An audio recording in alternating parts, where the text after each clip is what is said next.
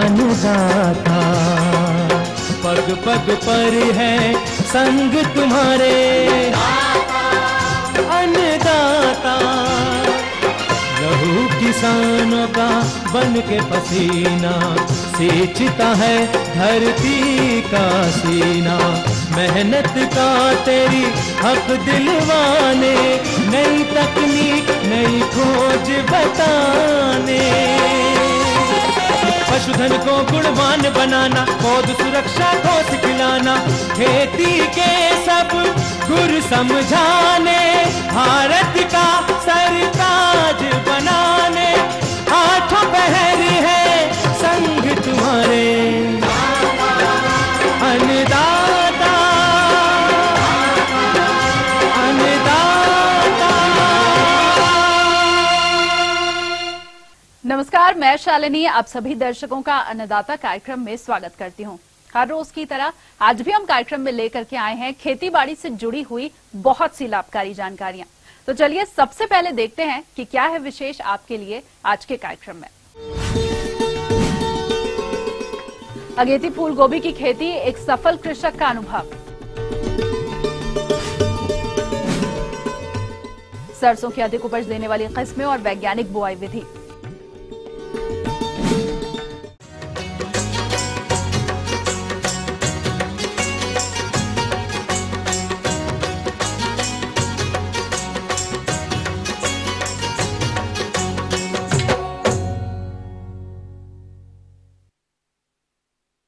किसान भाइयों, कल के अंश में हमने आपको जिला रांची के एक प्रगतिशील बैजनाथ महतो नामक किसान से मिलवाया था, जो कि मल्च और ड्रिप विधि द्वारा अगेती फूल गोभी की खेती कर प्रति एकड़ लाखों की आय प्राप्त कर रहे हैं। तो किसान भाइयों, इतना अच्छा उत्पादन प्राप्त करने के लिए ये कौन कौन से प्रबंधन कार्यों को अपनाते हैं, इसकी जानकारी के लिए मिलते हैं उन्हीं से और जानते हैं उनके अनुभवों को।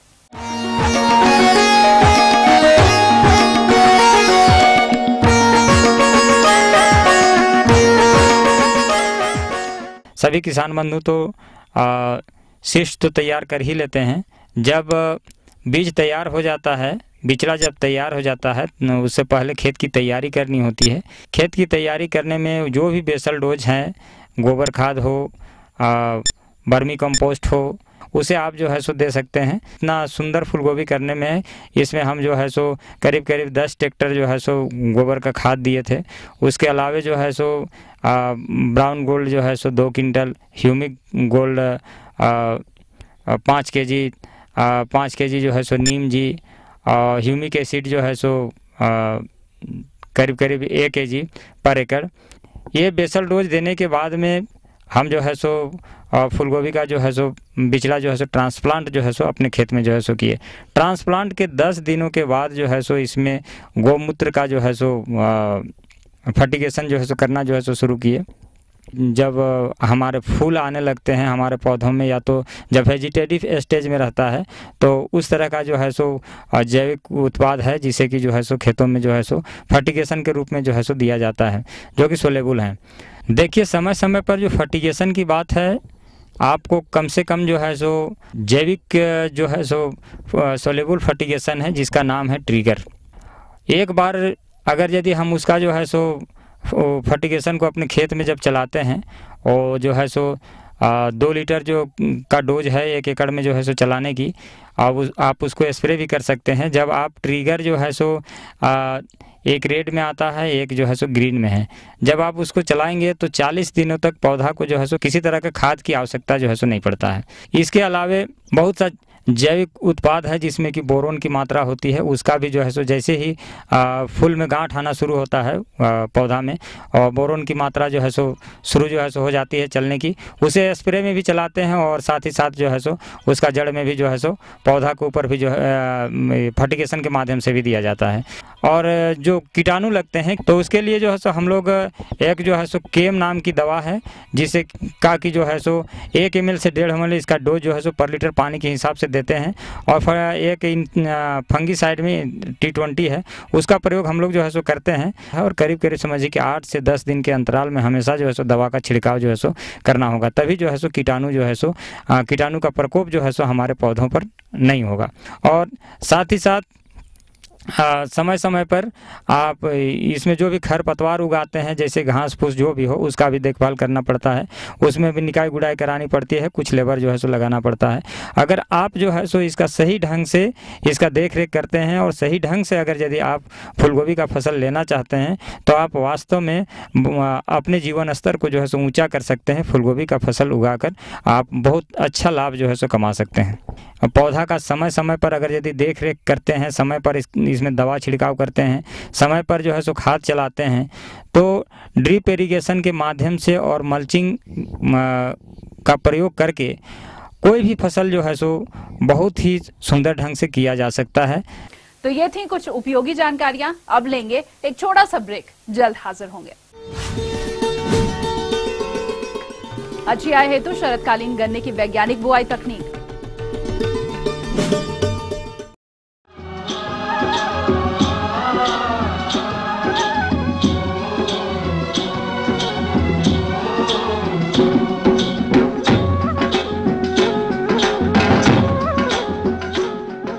ब्रेक के बाद एक बार फिर से आप सभी दर्शकों का अन्नदाता कार्यक्रम में स्वागत है। बढ़ते हैं अगली प्रस्तुति की ओर।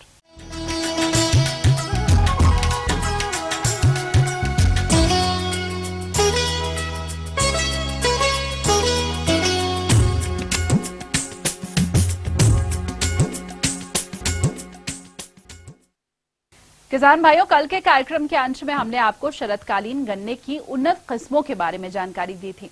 अब इन किस्मों से अच्छा उत्पादन प्राप्त करने के लिए आप इनकी बुआई कैसे करेंगे, इस विषय पर जानकारी दे रहे हैं गन्ना अनुसंधान केंद्र पूसा समस्तीपुर के कृषि वैज्ञानिक डॉक्टर नवनीत कुमार।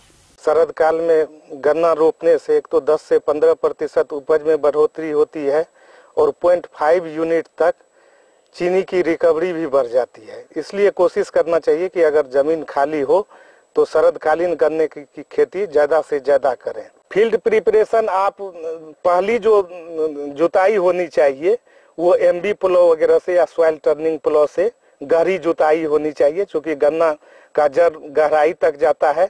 उसके बाद आप डिस्क हेरोइंग कर सकते हैं, उसके बाद प्लैंकिंग करेंगे तो बिहार के लिए ये सब जो सैंडी लोम सॉइल है वो काफी है, उसी से हो जाएगा। उसके बाद इसमें 200 क्विंटल प्रति हेक्टेयर आप कंपोस्ट डाल सकते हैं। अगर वर्मी कंपोस्ट उपलब्ध हो तो वर्मी कंपोस्ट भी डालें 50 क्विंटल प्रति हेक्टेयर के दर से। और इसमें 150 किलोग्राम नेत्रजन, 85 किलोग्राम स्फूर और 60 किलोग्राम पोटास प्रति हेक्टेयर के दर से दें। आधा नेत्रजन, पूरा फास्फोरस और पूरा पोटास प्लांटिंग के समय दें। और जो आधा नेत्रजन बच जाता है उसमें से 25% प्रथम सिंचाई के बाद और 25% मिट्टी चढ़ाने के वक्त देना चाहिए।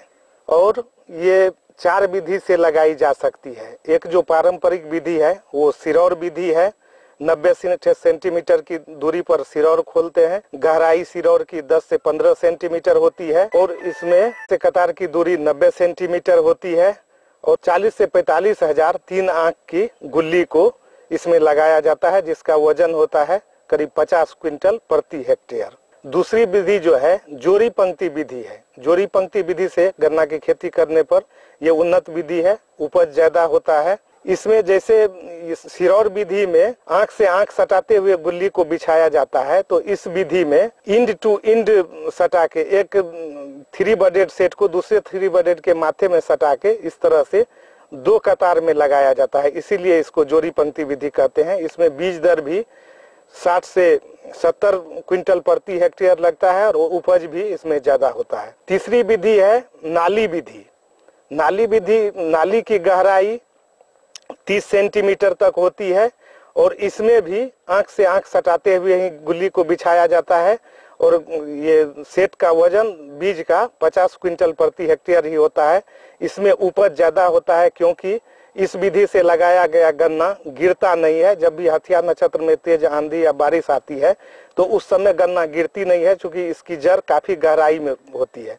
और दूसरा जो इसका महत्वपूर्ण फायदा है वो है कि चूंकि ये ज्यादा गहराई में लगाया जाता है, इसलिए इसका जड़ भी ज्यादा गहराई में जाता है।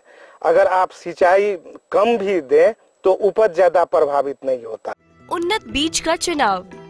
फसल की उपज बढ़ाने में स्वस्थ बीजों की बुवाई का विशेष महत्व है।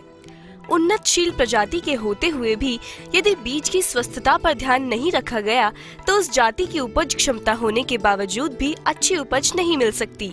बुवाई हेतु गन्ने के बीजों की आयु 10 से 12 माह ही होना चाहिए। समेकित खरपतवार नियंत्रण। गन्ना फसल को 120 दिनों तक खरपतवार से मुक्त रखना चाहिए। रोप के 35 से 40 दिनों बाद तथा आवश्यकता अनुसार 60 से 65 दिनों बाद निराई करें। खरपतवार के लिए खरपतवार नाशी दवा का व्यवहार भी कर सकते हैं।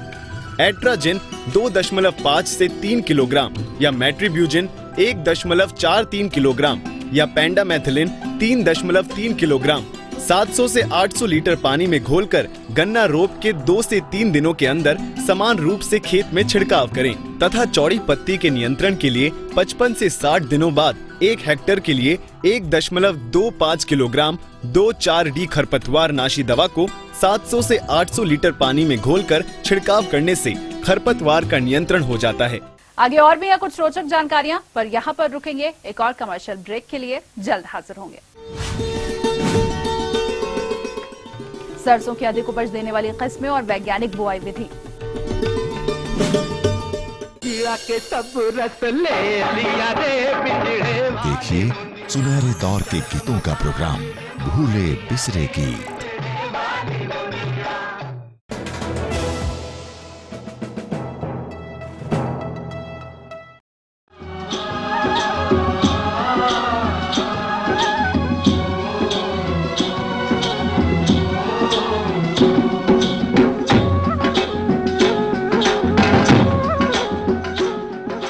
ब्रेक के बाद आप सभी दर्शकों का एक बार फिर से स्वागत है और चलिए अब रुख करते हैं अगली कड़ी की ओर।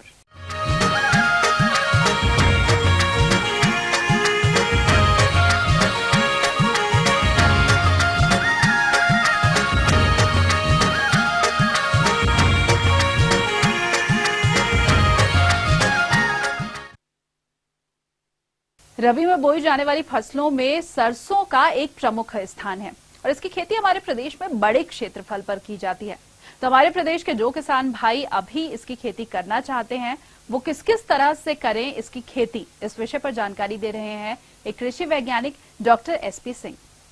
ऐसे किसान भाई जो खरीफ में अपने खेतों में धान नहीं ले पाए या कोई अन्य फसल थी उसमें नुकसान हो गया उसे नहीं ले पाए, या सब्जी की फसल से खाली खेत, किसी अन्य फसल से खाली खेत, या आपका पड़ा हुआ खाली खेत, ऐसे खेतों में किसान भाई चाहें तो सरसों की खेती सफलतापूर्वक कर सकते हैं। सरसों की फसल करने से पहले किसान भाइयों को 2-4 पहलुओं पे ध्यान देना होगा। एक तो सर्वोत्तम प्रजाति का चयन जो कि कम समय में पकने वाली हो, और बुवाई का समय। देखिए इस समय बुवाई का जो समय है इसका वो सितंबर का दूसरे पखवाड़े से लेकर अक्टूबर का प्रथम पखवाड़ा है। 15 अक्टूबर तक हर हालत में सरसों की बुवाई कर दें। इसमें जब फर्टिलाइजेशन की बात आती है तो 120 किलोग्राम से 150 किलोग्राम मिट्टी के आधार पर नाइट्रोजन, 40-50 किलोग्राम फास्फोरस और इतना ही पोटास के साथ साथ 25 किलोग्राम जिंक सल्फेट और 25 किलोग्राम सल्फर 15 बीघे में आप बुवाई करते समय अंतिम जुताई पर अवश्य मिला दें। प्रजातियों के चयन के बारे में बता दें कि जो लंबी अवधि की जो प्रजातियां हैं उनको छोड़ दें तो कम अवधि की प्रजातियां जैसे पूसा सरसों 27 है, पूसा सरसों 28 है, पूसा जय किसान है, पूसा अग्रणी है, या पीली सरसों की प्रजाति हयोला है, पंथ पीली सरसों 1 है, रागनी है।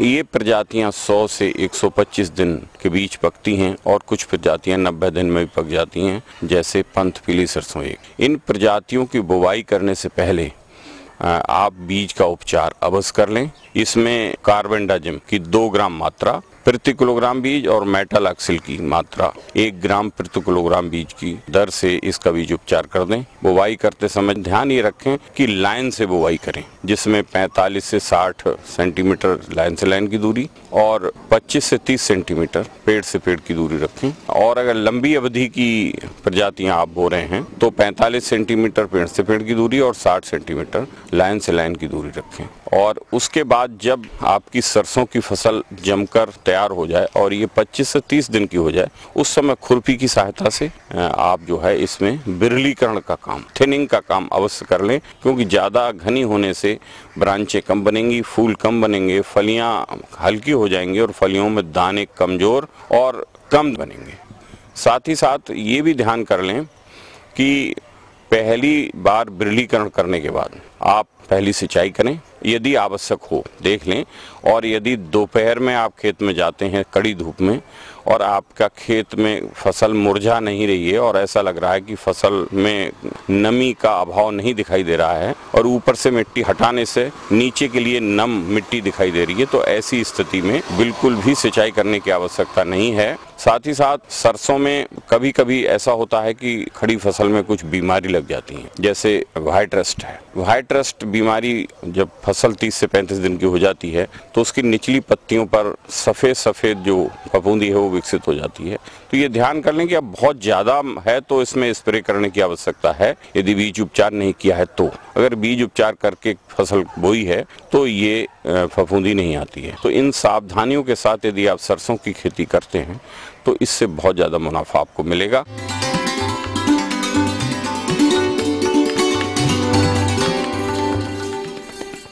अन्नदाता हेल्पलाइन निशुल्क फोन संपर्क सेवा के माध्यम से आपके द्वारा पूछे गए प्रश्नों में से एक या फिर दो महत्वपूर्ण प्रश्नों को हम अपने कार्यक्रम में शामिल करते हैं और इसी के तहत आज का चयनित प्रश्न और उसका जवाब इस प्रकार है। निःशुल्क अन्नदाता हेल्पलाइन में आज हमने जिस प्रश्न को शामिल किया है उसे पूछा है ग्राम चक्की, जिला बक्सर के भुवनेश्वर चौधरी ने।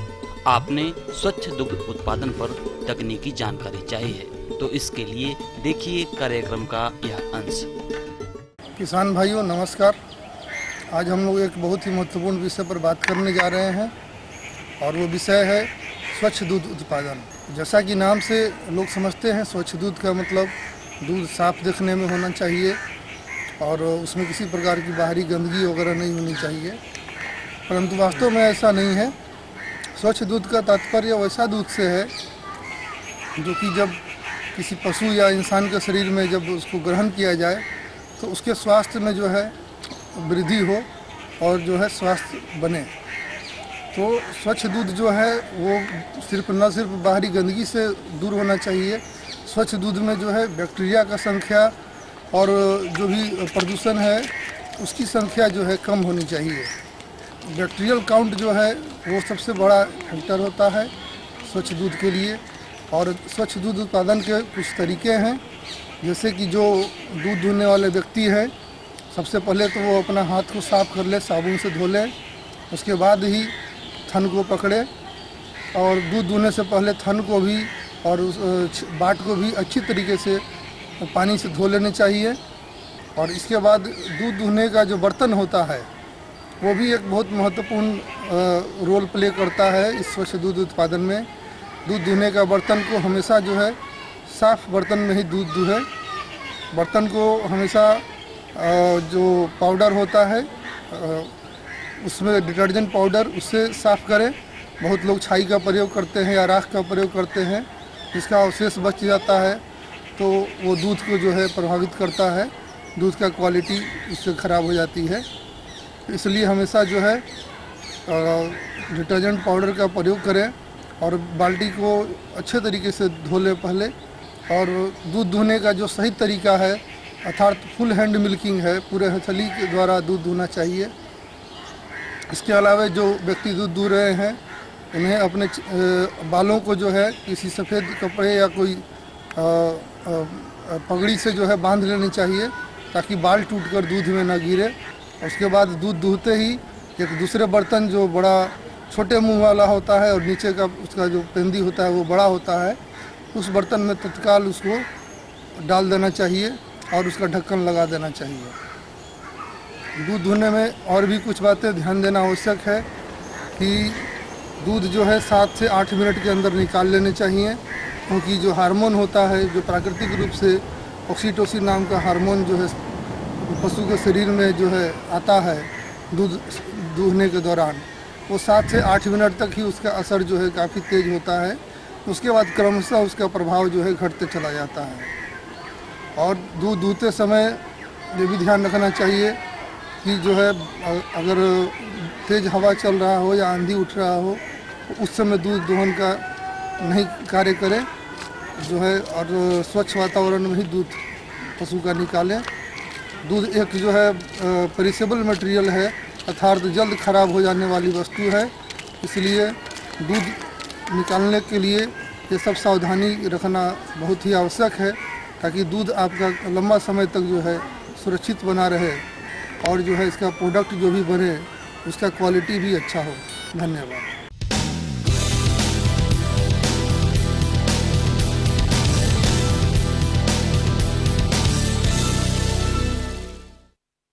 राज्य की विभिन्न मंडियों में कृषि उत्पादों के चढ़ते उतरते बाजार भाव की संक्षिप्त जानकारी इस प्रकार है।